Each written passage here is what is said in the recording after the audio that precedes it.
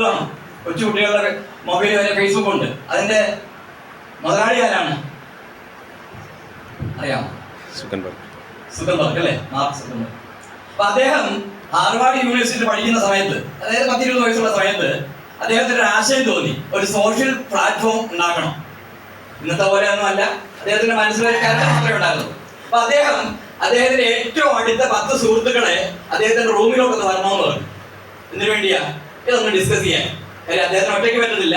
ഇതിന്റെ സാധ്യതകളും ഇതിന്റെ ഇംപ്ലിമെന്റേഷനെ കുറിച്ചൊക്കെ ചർച്ച ചെയ്യാൻ വേണ്ടി അദ്ദേഹത്തിന്റെ റൂമിലോട്ട് വരണമെന്ന് പറഞ്ഞു. അതില് ഒരു 5-8 പേര് വന്നു. 5-8 പേര് വന്നു. അങ്ങയുടെ പ്രസന്റേഷൻ തുടങ്ങി. അതൊക്കെ ഓരോരുത്തരായിട്ട് പോയി. അവസാനം 6 പേരെ ഉണ്ടായിരുന്നുള്ളൂ. ആ 6 പേരില് കൈ കൊടുത്തത് 4 പേര് മാത്രം. ഇന്ന് ആ കൈ കൊടുത്ത 4 പേരും ലോകത്തിലെ അറിയപ്പെടുന്ന, അതായത് 100 കോടീശ്വരന്മാരെടുത്താൽ അതിൽ ഒരാളായിട്ട് മാറി അന്നത്തെ 4 പേര്. എന്ന് വെച്ചാല് ഒരു തീരുമാനം അവർ അന്നെടുത്തു. ഇദ്ദേഹം പറയുന്ന ഈ സുഹൃത്ത് എന്ന് പറയുന്ന മാർക്ക് സുക്കൻബർഗ് പറയുന്നത് ഒരു ശരിയായ ഐഡിയ ആണെന്നും നാളെ അത് ലോകം മുഴുവൻ കീഴടക്കാൻ പോകുന്ന ഒരു ആപ്ലിക്കേഷൻ ആകുമെന്നും അതിലൂടെ കോടികൾ ഉണ്ടാക്കാൻ പറ്റും.